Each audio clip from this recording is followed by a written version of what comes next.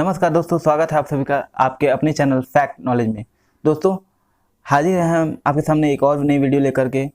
दोस्तों, आपको पता है कि हम लोग एनसीएफ से संबंधित वीडियो कर रहे हैं। एनसीएफ सीटेट के लिए कितना इंपॉर्टेंट है। सीटेट का किसी भी टीचिंग एग्जाम की जान है ये, ठीक है। ये आपको बताता है कि एक्चुअली में आपको क्या करना चाहिए और क्या नहीं करना चाहिए, ठीक है। एक्चुअली में आपको सीटेट के लिए एनसीएफ की ज़रूरत क्यों है और कैसे आप सीट इस बारे में हम लोग डिस्कस कर चुके हैं कि सीटेट की के लिए एनसीएफ की जरूरत क्यों है और कैसे आप सीटेट में बेस्ट स्कोर कर सकते हैं एनसीएफ को पढ़ के। जो एनसीएफ का सार है 149 पेज का है, वो मैंने टेलीग्राम में शेयर कर दिया, आप चाहे तो पढ़ सकते हैं, ठीक है। मैं वहाँ की बात नहीं कर रहा हूँ, आप हमारे टेलीग्राम ज्वाइन कर लीजिए ताकि आपको पल पल के अपडेट वहाँ मिल सके। मेन बात यह है कि अगर वहाँ पे आप 149 पेज का पढ़ भी लोगे तो जरूरी नहीं कि आपको सारी चीज़ें समझ में आए, लेकिन उससे जो मेन चीज़ें जो आपके एग्जाम के पॉइंट ऑफ व्यू से इंपॉर्टेंट है वो मैं आपको यहाँ बता दे रहा हूँ। उसके अलावा जो इंपॉर्टेंट क्वेश्चन जो सीधे बन जाते हैं एज इट इज, बाकी डिराइव हुए क्वेश्चन तो मैंने जो पॉइंट करा दिया है उससे आप कर लोगे, लेकिन जो सीधे क्वेश्चन बन जाते हैं वो क्वेश्चन की चीज़ें 20-25 से ज़्यादा ही क्वेश्चन होंगे, आप कर लोगे।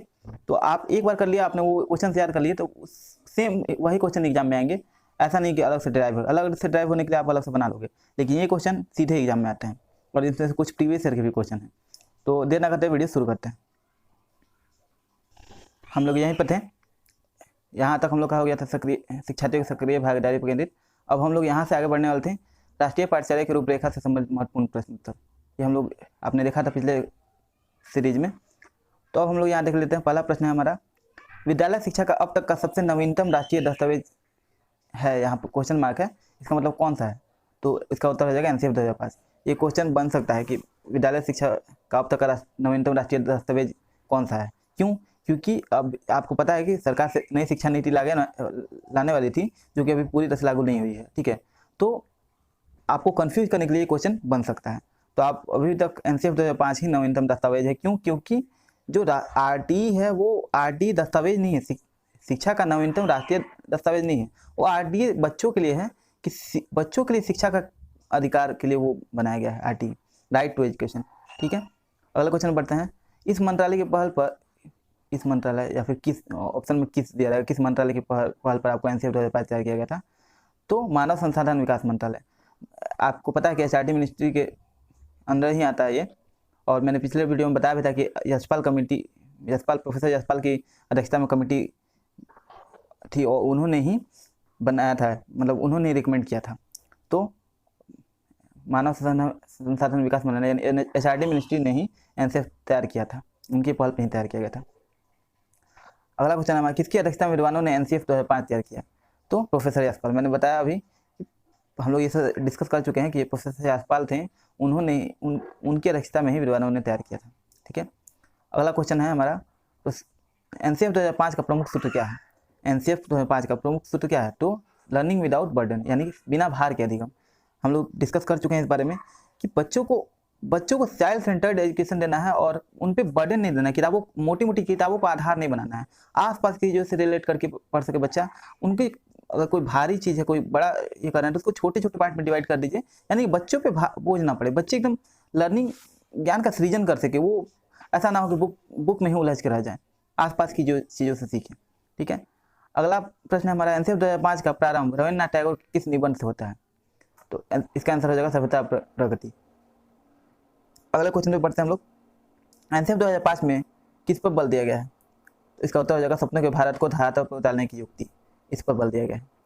यानी कि जो हम लोग का ड्रीम इंडिया है, यानी कि बच्चों के भविष्य के बारे में जो भी ड्रीम इंडिया का सपना है कि हम लोग को भारत ऐसा होना चाहिए, उसी में एनसीएफ पर बल दिया गया कि ऐसा होना चाहिए। अब आप कहते हो कि एनसीएफ 2005 में दिया गया ऐसा, हम लोग का शिक्षा व्यवस्था कहाँ है? तो शिक्षा व्यवस्था है नहीं, हमें बनाना है वैसा शिक्षा व्यवस्था। यानी कि इसका मतलब है कि अगर आप एनसीएफ को सिर्फ पढ़ के रट ले, यही मेरा उद्देश्य था कि आप एनसीएफ को पढ़ के मैं चाहता था तो रटवा देता, आपको पढ़ा देता, नहीं, लेकिन मैंने वो आपको सार बताया। क्यों? क्योंकि आप उस चीज़ को अपने मन में उतारो, अपने जीवन में उतारो, और सिर्फ एग्जाम के पॉइंट ऑफ व्यू से ना पढ़ो। एग्जाम तो आपने पढ़ लिया, वो निकल जाएगा, एकदम 100% है, लेकिन उसके बाद से भी आप अपने पढ़ा रहे हो, जहाँ भी वर्क कर रहे हो, उसमें उस जीवन में उतारो उसको। उस जीवन में उतारने से फायदा ये होगा कि बच्चों का भी भला होगा और आपका भी अनुभव बढ़ेगा, आपका भी भला होगा। तो एनसीएफ 2005 में सपने के भारत, यानी कि के भारत को धरातल पर उतारने की युक्ति बताई गई है कि ऐसे करने पे बच्चों को, मतलब जो भी प्रोसेस बताया गया है वो प्रोसेस की बाहर की चीज़ों से रिलेट कीजिए, किताबों को बोझ ना बनाइए, ठीक है, उनको माहौल प्रदान कीजिए। ये सारी चीज़ें आपको, ये ड्रीम है, ये आपको काफ़ी जगह ये सारी चीज़ें लागू नहीं होती, लेकिन उसको लागू करना हमारा कर्तव्य है और बच्चों को एक अच्छा माहौल देना हमारा कर्तव्य बनता है। अगला प्रश्न है हमारा, एनसीएफ 2005 के अध्याय विद्यालय एवं कक्षा का वातावरण बताया गया है, तो किस बारे में बताया गया है? तो एनसीएफ 2005 को अलग अलग अध्याय में बांटा गया है। तो इसमें एक अध्याय है विद्यालय एवं कक्षा का वातावरण, जिसके बारे में मैंने आपको बता दिया है। मैंने आपको पूरा चैप्टर बाय चैप्टर तो नहीं पढ़ाया है, लेकिन उसमें से जो भी क्वेश्चन बन सकते थे वो इंपॉर्टेंट पॉइंट्स मैंने आपको करा दिया है।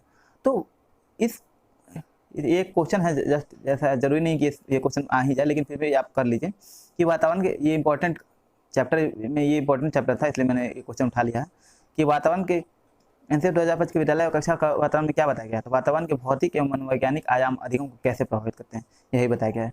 यानी कि जो विद्यालय और कक्षा के वातावरण में इस बारे में बताया गया कि वातावरण जो है उसका भौतिक और वैज्ञानिक आयाम, यानी भौतिक आसपास की चीज़ें क्या क्या कक्षा में विद्यालय में उपलब्ध है, ठीक है, और या फिर कक्षा में क्या क्या चीज़ें उपलब्ध हैं और क्या क्या चीज़ें नहीं उपलब्ध हैं, इस पर भी अधिगम निर्भर करता है। उसका वैज्ञानिक आयाम क्या क्या है इस पर निर्भर करता है। तो ये चीज़ें अधिगम को प्रभावित करती हैं, हमने इस बारे में डिस्कस भी किया था। अगला प्रश्न है, करिकुलम शब्द किस भाषा का शब्द है? तो ये उत्तर हो जाएगा इसका लैटिन भाषा का। करिकुलम शब्द लैटिन भाषा का शब्द है और आप जानते हैं कि लैटिन भाषा से बहुत सारी चीज़ें डेराइव होती हैं, ठीक है, उसको कालांतर में वो चीज़ें बदल के हिंदी में दूसरी चीज़ें बन जाती हैं। तो करिकुलम लैटिन भाषा का शब्द है। अगला क्वेश्चन है, सामाजिक अध्ययन शिक्षण राष्ट्रीय पाठ्यक्रम कब बनाया गया? तो इसका उत्तर 2005 में। जब एनसीएफ 2005 में किया गया तो सामाजिक अध्ययन का राष्ट्रीय पाठ्यक्रम कब बनाया गया? 2005 में। मैथ का कब बनाया गया? 2005 में। सारा आपको आंसर इसका सीधे सीधे 2005 हो जाएगा। अगला प्रश्न है, एनसीएफ 2005 में सामाजिक अध्ययन में कौन से मुद्दों को शामिल करने की अनुशंसा की गई थी? तो किस बारे में अनुशंसा किया गया था? तो सभी स्तर के विद्यार्थियों के लैंगिक और स्वास्थ्य संबंधी मुद्दे, यानी कि सामाजिक अध्ययन क्या है? अब सामाजिक अध्ययन यानी आसपास के समाज का अध्ययन करना। तो इसमें क्या बताया गया था कि सभी स्तर के, यानी नीचे क्लास 1 से लेके या उससे भी प्री नर्सरी से लेकर के क्लास 1 से लेकर के आप हायर क्लास तक चल जाओ, उन सभी स्तर के विद्यार्थियों के लैंगिक यानी जेनेटिकल और रिप्रोडक्टिव और स्वास्थ्य संबंधी मुद्दे, उनको जो है उनसे संबंधित मुद्दों को सामाजिक अध्ययन में शामिल किया गया था।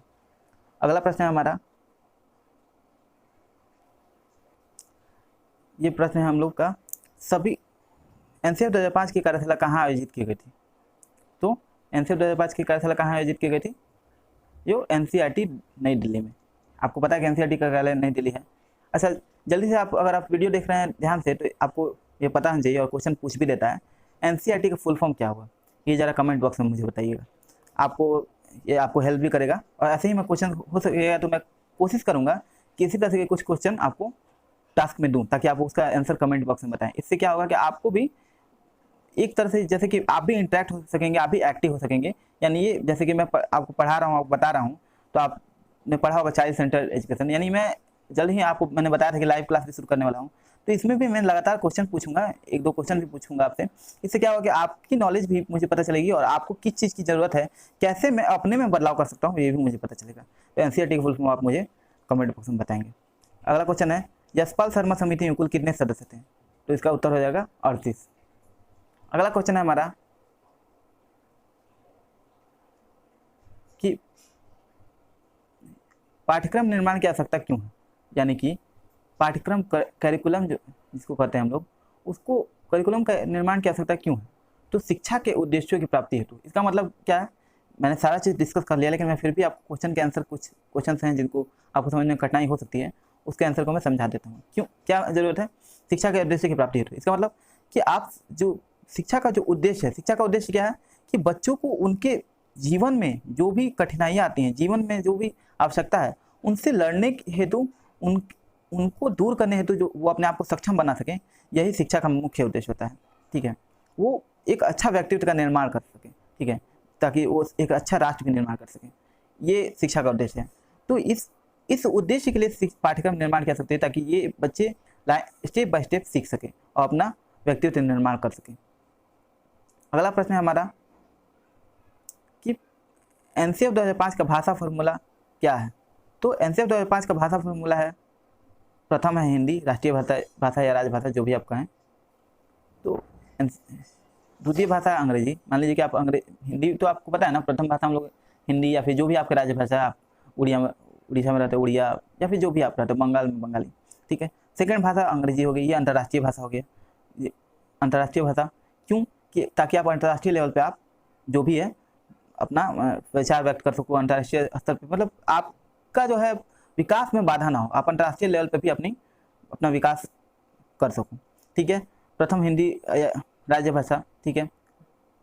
और सेकंड नंबर पे द्वितीय भाषा जो इंग्लिश होता है, आपको पता है। और तृतीय स्थानीय भाषा। इसका मतलब स्थानीय भाषा में आप जो भी, आप जहाँ रहते हो, पंजाब में पंजाब संस्कृत, तमिल, जो भी आपका, बिहार में भोजपुरी हो गया, और बंगाल में बंगाली हो गया, ये सब सारी चीज़ जो आपको राज्य की भाषा के अलावा जो स्थानीय भाषा, आप जहाँ एक राज्य में भी अलग अलग जगह पर अलग अलग भाषा होती है ना, जैसे बहुत सारी जगहों पर अलग अलग भाषाएं बोली जाती हैं, तो उस स्थानीय स्तर की भाषा, जैसे असम में असामी, ठीक है। तो ये सारी स्थानीय स्तर की भाषाएं, आप राज्य की भाषाएं तो होती हैं, इसके अलावा आप स्थानीय भाषा जैसे बोडो, डोंगरी, ठीक है, 22 भाषा जो आपको संविधान के में शामिल किया गया, ठीक है, उनके बारे में 22 भाषाओं में से आप किसी भी स्थानीय भाषाओं को आप चुन सकते हो, ठीक है। तो ये एनसीएफ का लक्ष्य है, एनसीएफ का भाषा फॉर्मूला है, ठीक है। अगला प्रश्न हमारा, एनसीएफ 2005 भी सुझाव, एनसीएफ 2005 में सुझाव दिया गया है कि सूचना को क्या मानने से बचा है।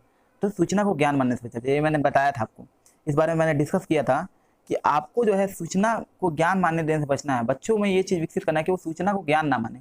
इससे क्या मतलब है, सूचना जब तक वो समझे कि सूचना क्या है, ज्ञान क्या है। यानी कि अगर बच्चे, अगर कोई चीज़ आपने पढ़ा है, ठीक है, तो जैसे मैंने उदाहरण भी दिया था पिछला बार कि H2O पानी कैसे बनता है, तो H हाइड्रोजन और ऑक्सीजन के मिलने से बनता है। अब ये सूचना ना हो, ये ज्ञान के रूप में ले, क्यों, क्योंकि ज्ञान असीमित होता है, ज्ञान आप ज़्यादा से ज़्यादा अर्जित कर सकते हो, ज्ञान फ्लोलेस होता है, वहाँ उसके लास्ट में फुल स्टॉप नहीं होता है, ठीक है। ज्ञान कभी भी फुल स्टॉप यानी बंद के नहीं रहता, वो असीमित है। आप उस चीज़ में नए नए, मैंने बताया था, एनसीएफ में डिस्कस भी किया था कि नए नए प्रयोग होकर विज्ञान में भी होता है कि आप कोई भी चीज़ की नहीं है, आज कोई चीज़ अस्थायी है, आज आपको दिख रहा है कोई थ्योरी, कोई चीज़ दिया गया है, लेकिन कोई और आके कोई वैज्ञानिक या कोई वैज्ञानिक हो गया, शिक्षाविद आ गया, वो सुझाव देगा, वो उस पर प्रयोग करेगा, उस चीज़ को बदल देगा, अपना थ्योरी देगा। तो कोई चीज़ अस्थायी ना हो, तो ज्ञान असीमित होता है और सूचना जो है सीमित होता है, यानी कि उसके लास्ट में फुल स्टॉप हो गया। आपको जैसे, इसका मतलब ये नहीं कि फुल स्टॉप, मैं एक उदाहरण देकर बता रहा हूँ कि कोई चीज़ के लास्ट में फुल स्टॉप लग गया, तो इसका मतलब ये नहीं कि वो ज्ञान है। इसका मतलब ये है कि अगर सूचना दिया जाए तो वो एक सीमित होता है। कहने का मतलब मैं आपको ये समझाना चाहूँ कि सूचना एक सीमित होता है और ज्ञान असीमित होता है। तो सूचना को ज्ञान मानने से बचा जाए, एनसीएफ ये सुझाव देता है कि सूचना अलग चीज़ होती है और ज्ञान अलग चीज़ होता है, उनको ज्ञान को सीमित ना किया जाए। अगला प्रश्न है, एनसीएफ 2005 में किन शिक्षण सूत्रों के अधिकतम प्रयोग का सुझाव दिया गया है। तो इसका उत्तर हो जाएगा ज्ञात से अज्ञात की ओर और मूर्त से मूर्त की ओर। यानी कि एनसीएफ 2005 में शिक्षण सूत्र बहुत सारे हैं, शिक्षण के अधिगम के प्रयोग बहुत सारे हैं। तो आपको कैसे शिक्षण दिया जाता है, व्याख्यान विधि और बहुत सारी विधियाँ हैं, ठीक है, ज्ञान से ज्ञात, अज्ञात से ज्ञात, मूर्त से मूर्त, ये सारी चीज़ें हैं। तो बहुत सारी विधियाँ मैं आपको अलग से जब मैं टॉपिक वाला कराऊंगा तो, और लाइव में शुरू करने वाला हूँ, तो उसमें आपको मैं डिस्कस करूँगा, बताऊँगा इस बारे में।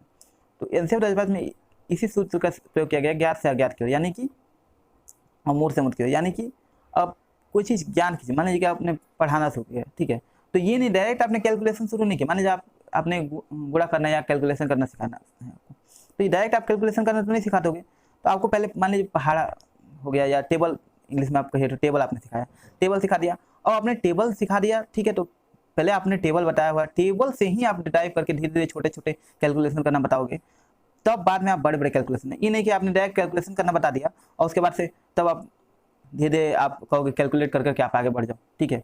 यानी कि आपको जो है ज्ञात से अज्ञात के, बच्चों को थोड़ा सा ज्ञान दे देना है और उससे धीरे धीरे आगे ड्राइव करके आगे बढ़ते जाना है क्वेश्चन की तरफ, ठीक है। और आगे मैंने उसके से ज्ञात से जो उसके तरफ जो अज्ञात है उस चीज़, मैंने एक टॉपिक बता दिया, जैसे कि मैंने हम लोग ने पढ़ाया भी होगा और लेसन प्लान बनाया होता है, आपको पता होगा। जब हम लोग जाते हैं पढ़ाने के लिए तो आपको बोलना होता है कि पहले टॉपिक बताना होता है, तो टॉपिक आपको नहीं बताना होता है। इसमें क्या है कि आपको टॉपिक नहीं बताना होता है, आपको इधर उधर का प्रश्न करके घुमा फिरा के बच्चों से ही बोलवाना होता है कि क्या है टॉपिक, ठीक है। जैसे कि बच्चों, आज हम लोग आज क्या है, तो इस बार कभी आपने ये चीज़ देखा है, पेड़ पौधा देखा है, ठीक है, ये जानवर देखा है, कैसे करता है वो, मान लीजिए आपको भोजन पढ़ाना है, भोजन चैप्टर पढ़ाना है, तो भोजन बच्चों आपने इस जानवर को खाते देखा है? आप अच्छा आप क्या खाते हो? आपने भोजन में क्या प्रयोग करते हो? ठीक, आप क्या खाते हो? खाने में क्या यूज होता है? ये सारी चीज़ें आप ऐसे प्रश्न करके तब आप मेन टॉपिक पे आते हो कि भोजन। तो बच्चों आज हमारा टॉपिक है भोजन, इसी बारे में हम लोग डिस्कस करेंगे। तो यही चीज़ यहाँ पे भी लागू होता है, यानी ज्ञात से अज्ञात की ओर। पहले आप जो चीज़ ज्ञात है उनको, उससे तब वो चीज़ आप पता करोगे और उसके बाद से उसको रिलेट करके तब जो अज्ञात है उसकी तरफ लेके जाओगे। ये थोड़ा ज़्यादा डिस्कशन हो गया लेकिन ज़रूरी था। अगला प्रश्न है हमारा कि एनसीएफ 2005 के अनुसार मार्गदर्शक सिद्धांत में निहितार्थ है। इसका मतलब कि एनसीएफ 2005 में मार्गदर्शक सिद्धांत में निहितार्थ है, इसका उत्तर क्या होगा? ज्ञान को स्कूल के बाहर के जीवन से जोड़ना। यानी एनसीएफ 2005 में बताया गया है कि जो भी सिद्धांत है उसका, उसमें बताया गया है कि ज्ञान जो है उसको बाहरी जीवन से जोड़ना है ताकि वो जीवन में अपना उपयोग कर सके, सिर्फ किताबों में सीमित ना रह जाए, उसको ज्ञान को बाहर के जीवन से जोड़ना है। अगला प्रश्न हमारा एनसीएफ 2005 के अनुसार बच्चों की गलतियाँ क्यों महत्वपूर्ण है? तो इसका उत्तर हो जाएगा यह समाधान को पहचानने में सहायता करती है। यानी कि बच्चों की, मैंने आपको बताया भी था कि बच्चों की जो गलतियाँ हैं, ठीक है, बच्चों की जो गलतियाँ हैं वो आपको इवेल्युएट करने में, आपको पता लगाने में मदद करती हैं कि आपको क्या पढ़ाना, आपको अपने में क्या बदलाव करना है कि बच्चों की लर्निंग अच्छे से हो सके। इसका मतलब यही है कि अगर आप जो भी पढ़ा रहे हो, ठीक है, अगर बच्चे में मान लीजिए कोई चीज़ गलती हो रहा है तो इसमें इसका मतलब बच्चों के अनुसार आपको ढलना है, आपको अपने में बदलाव करना है कि आप क्या पढ़ाओगे, ठीक है, कैसे अपने में बदलाव करोगे, कौन सी विधि इस्तेमाल करोगे, क्या तरीका लगाओगे कि बच्चे अधिगम कर सकें, ठीक है। तो ये समस्या को पहचानने में मदद करता है, उसको दूर करने में मदद करता है कि बच्चा किस चीज़ में गलती कर रहा है। मान लीजिए कैलकुलेशन में गलती कर रहा है तो क्यों कर रहा है, उसके मैथ में यानी नीचे से अगर प्रॉब्लम है तो आप उसकी जड़ करोगे, जो भी आप हेल्प करोगे, ठीक है। आसपास अगर उसको माहौल नहीं मिल पा रहा है तो आप उसके परिवार वालों से जाकर बात करोगे और उसके जो भी तकलीफ है उसको दूर करने का प्रयास करोगे। तो एनसीएफ के अनुसार बच्चे की गलती क्यों महत्वपूर्ण है? क्योंकि यह समाधान को पहचानने में मदद करता है कि हम लोग इसका समाधान कैसे निकाल सकते हैं, ठीक है। अगला प्रश्न है शिक्षा बिना बोझ किए, जो एनसीएफ 2005 का मुख्य उद्देश्य है, इसका क्या अर्थ है? तो इसका अर्थ होता है पाठ्यचर्या के बोझ को कम करना। मतलब कि पाठ्यचर्या के बोझ को कम करना। शिक्षा बिना बोझ का मतलब कि आप जो भी पढ़ाओ वो बोझ नहीं होना चाहिए बच्चों में, बच्चे इंटरेस्ट लेके पढ़े, ठीक है। पहला तो इंटरेस्ट लेके पढ़े और दूसरा कि उनको छोटे छोटे पार्ट में पढ़ाओ। आप ये नहीं कि एक ही बार में आपने दे दिया होगा पूरा चैप्टर। आपने देखा होगा कि कभी भी हम लोग अगर छोटा चैप्टर है तो हम लोग 2 दिन 3 दिन ले लेते हैं पढ़ाने के लिए। क्यों? क्योंकि ये नहीं कि आपने आया बुक उठाया धड़ धड़ पूरा पढ़ाना शुरू कर दिया, ऐसा नहीं होना चाहिए। पूरा बुक आपको, पूरा चैप्टर आपको जरूरी नहीं है कि एक बार पढ़ें। बच्चों को समझ में आना चाहिए वो चीज़ें कि आप पूरा चैप्टर पढ़ा दिए और बाद लास्ट में क्वेश्चन पूछे, हाँ बच्चों को प्रॉब्लम है, बच्चा जो है बताया तो आपको सॉल्व किया, बाकी खत्म। अब उसके बाद उसको आधा चीज़ समझ में आई होगी, आधा चीज़ नहीं समझ में होगी। बच्चा डर से नहीं पूछेगा, या फिर अगर डर नहीं भी है तो कुछ चीज़ें पूछा तो आपने सॉल्व किया, बाकी चलो ठीक है जाओ अपने घर से बना के लाना, फिर आया तो आपने हेल्प किया। तो इसका मतलब ये पूरी तरह से अधिगम नहीं होगा। इसका मतलब यही होता है कि बोझ को कम करना, यानी कि आप छोटे छोटे पार्ट में करो। आप एक चैप्टर भी पढ़ाते हो तो देखते हो कि जब 2 या 3 दिन में खत्म करते हो, बड़ा चैप्टर है ज़्यादा टाइम लग जाता है। क्यों? क्योंकि आप छोटे छोटे पार्ट में पढ़ाते हो, थोड़ा थोड़ा करके पढ़ाते हो ताकि अच्छे से बच्चे समझ सके। इसलिए पाठ्यचर्या के बोझ को कम करना, यानी कि पाठ्यचर्या भी ज़्यादा बड़ी नहीं होनी चाहिए, उसको भी हम लोग धीरे धीरे मतलब बड़ा करें, यानी कि धीरे धीरे उम्र के अनुसार और क्लास के वाइज हम लोग बढ़ाते जाते हैं, ठीक है। ये नहीं कि फर्स्ट या सेकंड क्लास के बच्चे को ही पूरा टफ चीज़ दे दिया, ऐसा नहीं। हम आपने देखा होगा एनसीईआरटी का सिलेबस भी ऐसा ही है। अगला प्रश्न है 22 नंबर। एनसीएफ 2005 सिफारिश करता है कि प्राथमिक स्तर पर गणित की शिक्षा का केंद्र होना चाहिए। तो ये होता है कक्षा में पढ़ाए गए टॉपिक को विद्यार्थी के दैनिक जीवन से जोड़ना। यानी कि एनसीएफ 2005 जो है गणित के बारे में क्या कहता है कि शिक्षा जो है बच्चों के जो भी पढ़ाया गया टॉपिक है मैथ का, उसको बच्चों के दैनिक जीवन से जोड़ना ताकि वो उपयोग कर सके उसका दैनिक जीवन में, ठीक है। अगला प्रश्न है एनसीएफ 2005 में, थोड़ा जल्दी चलेंगे क्योंकि थोड़ा वीडियो लंबा हो जाएगा और आपको थोड़ा हो सकता है परेशानी हो, ठीक है। तो एनसीएफ 2005 में गणित शिक्षण के बारे में बताया गया। हालांकि मैंने सारी चीज़ें डिस्कस कर ली हैं तो आपको परेशानी नहीं होनी चाहिए वैसे, कि मैंने सारी चीज़ें आप पिछले दोनों वीडियो में डिस्कस कर लिया है। आप अगर आपको ये सारे क्वेश्चंस नहीं बनते हैं तो आप जाकर वो वीडियो फिर से देखिए, ताकि क्योंकि आपको ये समझना जरूरी है। जब तक आप इस चीज़ को अच्छे से समझोगे नहीं तो सीटेट में थोड़ा सा नंबर उठाना जरूरी है।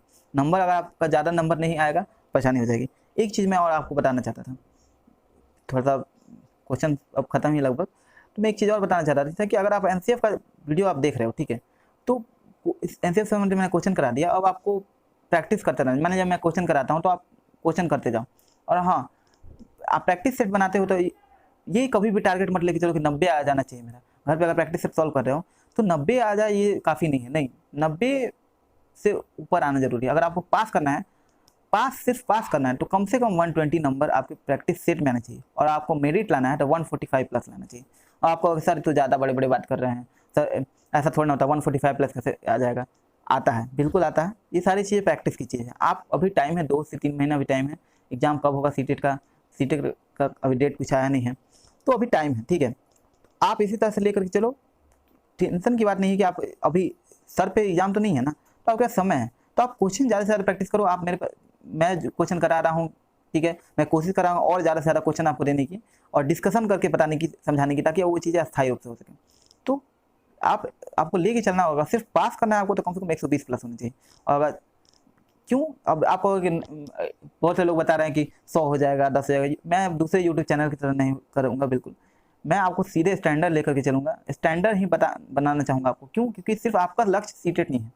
दूसरे चैनल वाले क्या करते हैं, आपको डराते हैं, आपको सीटेट करके सीटेट में ही सीमित कर देंगे। मैं आपको ये जो कर रहा हूँ, इस अगर आप पीएचडी सिस्टम में फॉलो करते हो तो आप सीटेट ही नहीं, आगे आपका जो केवीएस का वैकेंसी आएगी, केवीएस का एग्जाम दोगे, अगर सीटेट तो दे करके रहोगे नहीं, क्योंकि सीटेट कहीं तो कहीं यूज करना है, तो सुपर टेट हो, केवीएस हो, जीएनवी हो, जो यहाँ भी आप एग्जाम देना हो, आपको वो एग्जाम में हेल्प करेगा।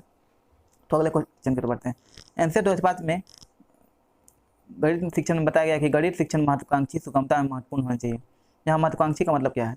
इसका उत्तर हो जाएगा गणित के उच्च लक्ष्य की प्राप्ति, यानी गणित का उच्च लक्ष्य प्राप्त होना चाहिए, इसका मतलब है महत्वाकांक्षी होने का मतलब। अगला प्रश्न है, एनसीएफ 2005 में गणित की लंबी आकृति का क्या मतलब है? तो इसका मतलब है मानसिक विकास, शिल्प कला केंद्र और व्यावसायिक ज्ञान होना। अगला प्रश्न है हमारा, एनसीएफ 2005 में किस परीक्षा के संबंध में सुधार के सुझाव दिए गए? जो प्रश्न डिस्कस करने वाले हैं मैं उनको डिस्कस कर ले रहा हूँ, और जो चीज़ें सीधे थ्योरेटिकल हैं, जो सीधे क्वेश्चन एग्जाम में ऐसे ही आ जाएंगी, वो चीज़ें मैं आपको डिस्कस नहीं कर रहा हूँ, टाइम वेस्ट करने से कोई फायदा नहीं है। एनसीएफ 2005 में किस परीक्षा के संबंध में सुझाव के सुझाव दिए गए हैं? तो कक्षा 10वीं की परीक्षा ऐच्छिक हो, यानी कि जो बच्चा चाहे तो वह दे, वरना ना चाहे तो ना दे।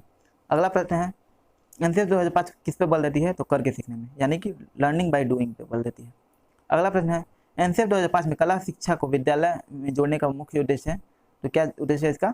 कि सांस्कृतिक विरासत की प्रशंसा करना और छात्रों के व्यक्तित्व और मानसिक स्वास्थ्य को विकसित करना। यानी कला शिक्षा जो है इसलिए एनसीएफ में जोड़ा गया है कि एनसीएफ जो है इसलिए बल देता है विद्यालय में जोड़ने से, क्योंकि सांस्कृतिक विरासत की प्रशंसा करना इसका उद्देश्य है, और छात्रों के व्यक्तित्व को विकास करना है और उनके मानसिक स्वास्थ्य को भी बेहतर करता है। आपको पता है कला से कितना लाभ है।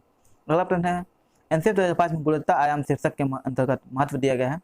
तो बालकों के संरचित अनुभव एवं पाठ्यक्रम सुधार को, इस पर बल दिया गया है। अगला प्रश्न है, एनसीएफ 2005 का मुख्य सूत्र शिक्षा बिना बोझ के कब आया हुआ विचार था? तो 1993 में ये विचार आया था। अगला प्रश्न है हमारा, एनसीएफ 2005 के अंतर्गत परीक्षा सुधारों में किस सुधार को सुझाया गया है? कौन से सुधार को सुझाया गया है? तो सामूहिक कार्य मूल्यांकन, सतत मूल्यांकन, खुली पुस्तक की परीक्षा मूल्यांकन इत्यादि। अगला प्रश्न है हमारा, अच्छा ये प्रश्न लास्ट था। तो इस प्रकार हम लोग देखते हैं कि एनसीएफ हमारा क्वेश्चन कंप्लीट हो गया, क्वेश्चन सीरीज कंप्लीट हो गई और सारे वीडियो हमने देख लिया है।